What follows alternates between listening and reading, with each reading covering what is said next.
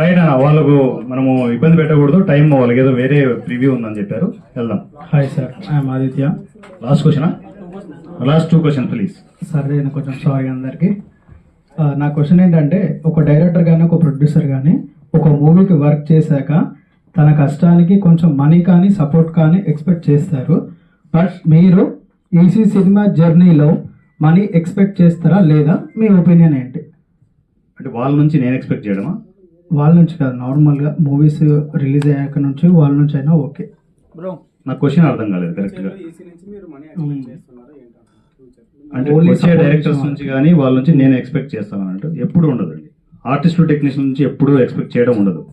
అది ఏంటంటే ఇంకా రెవెన్యూ జనరేట్ అయితే, ఇందాక మా విద్యానా పేరేంటి, దివ్య చెప్పినట్లు ఏంటంటే, అలా రెవెన్యూ జనరేట్ అయింది అనుకోండి, ఇప్పుడు రిలీజ్ ఫంక్షన్ చూస్తున్నారు కదా, రేపొద్దున సక్సెస్ మీట్స్ చూస్తారు, 0 బడ్జెట్ కాన్స్